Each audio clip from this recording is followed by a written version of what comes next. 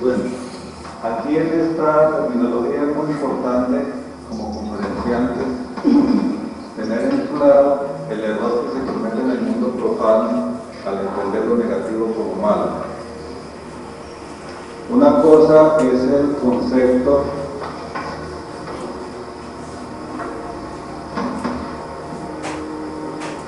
del manejo científico entre el negativo y el positivo, y otra cosa es el concepto conductual de lo malo y de lo bueno, que normalmente lo malo se asocia con lo negativo y lo bueno con lo positivo. En esta parte debemos hacerle esa claridad a la gente, porque la gente confunde negativo con malo y es un error. Es un error que debe superarse para poder comprender cuál es la interacción entre la dualidad de fuerzas que tenemos. Buenas noches, país, de materia y espíritu.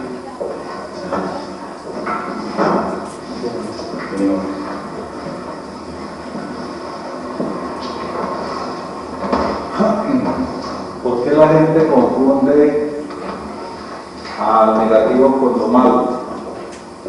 Porque es muy claro que en el mundo profano la mezcla de ciencia, religión y fe es una mezcla inconsciente. Es una mezcla que no tiene un derrotero definido y por lo tanto la ambigüedad de los términos lleva a la equivocación, al profano o al neófito.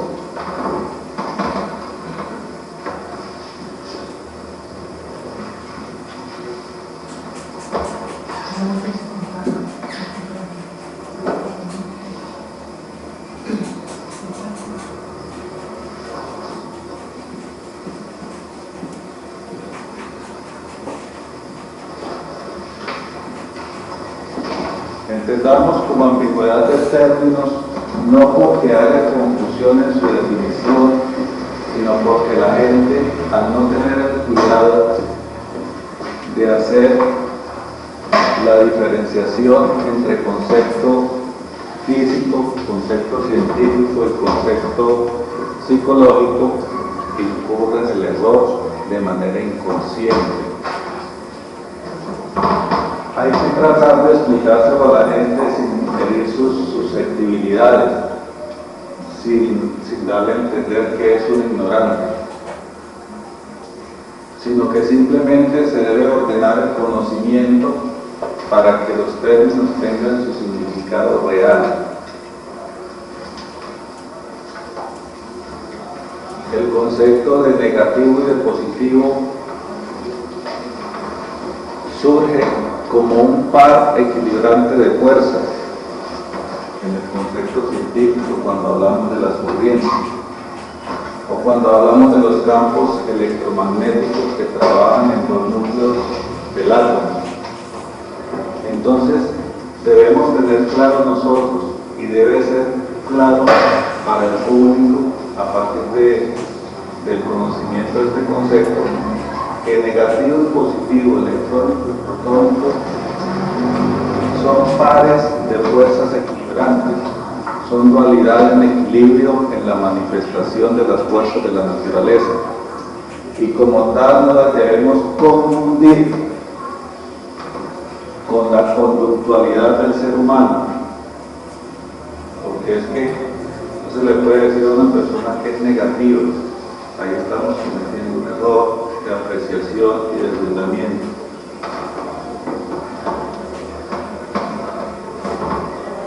La mejor forma para hacer comprender a la gente este aspecto del par de fuerzas equilibrantes en la naturaleza, definidas por la ciencia, que eso también es muy importante, definidas por la ciencia, porque en la naturaleza y en las leyes físicas de la naturaleza y leyes bioquímicas, electromagnéticas, el positivo y el negativo existen, pero sin tener una identificación como tal.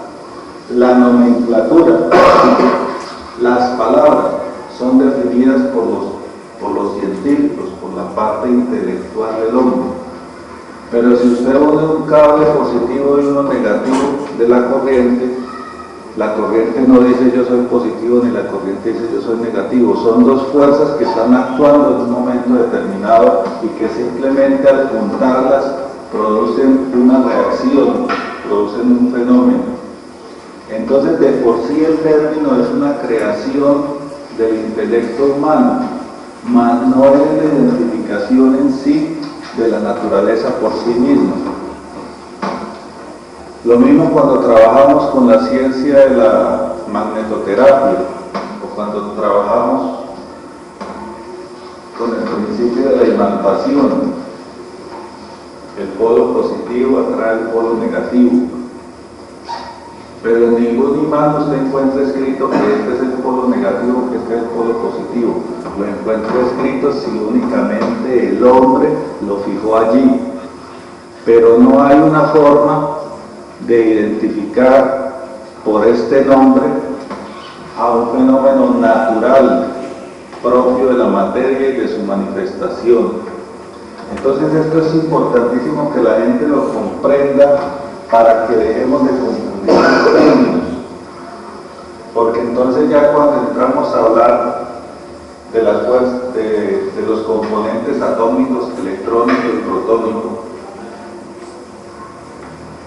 y le dice uno a la gente que el electrónico es la madre y el protónico es el padre, entonces se empieza a haber un conflicto en la parte intelectual de las personas, porque empiezan a pensar que la madre es negativa y es mala. Todo por un error de conceptualización de las definiciones, todo por una mezcla incorrecta de definiciones, todo por desconocer el origen y la aplicación correcta de estas palabras.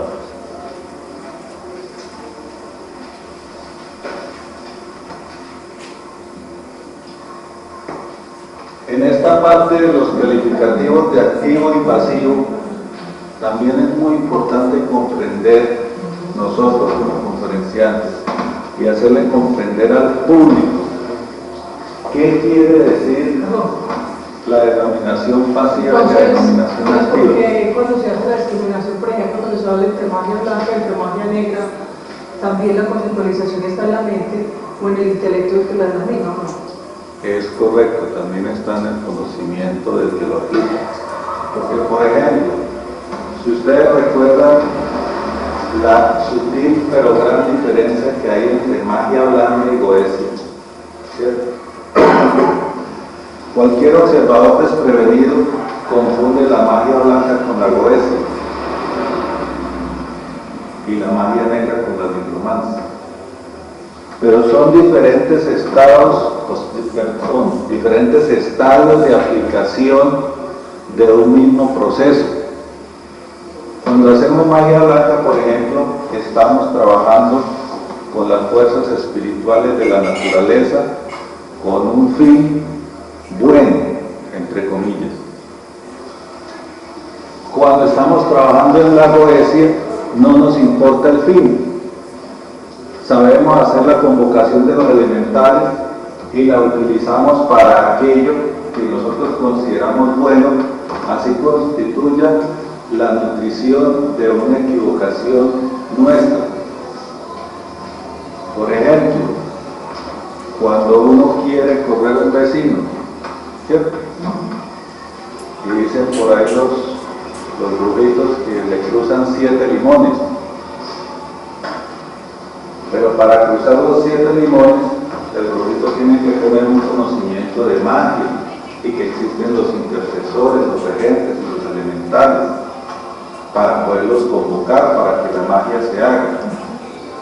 Hasta ahí es magia blanca, ¿cierto? Porque está actuando y oficiando con las jerarquías de la naturaleza y se supone que va a cumplir un fin bueno, entre comillas. Pero pasa uno fácilmente a la goesia cuando realmente la persona que pide que se corra al vecino con el secreto de las cruces de los 7 limones está corriendo al vecino porque a él no le gusta, siendo él el que está en el problema y en la violación de la ley. Entonces, teniendo un conocimiento espiritual entramos en la materialización de objetivos físicos equivocados y estamos ejerciendo la egoísmo. Esa es la relatividad de las cosas, ¿cierto? El que necesita correr al vecino, para él es bueno que le descarguen ese problema, para él es bueno encontrar una solución y muy bueno que sea por el camino fácil de la magia. Pero es un error tanto del mago que está oficiando como del paciente que está pidiendo este favor. El mago, si realmente es mago y tiene conocimiento, no debería oficiar en ese templo, porque en ese templo se está exigiendo el ejercicio de la poesía. Y el paciente, si realmente fuera consciente, no pediría esa forma de solución.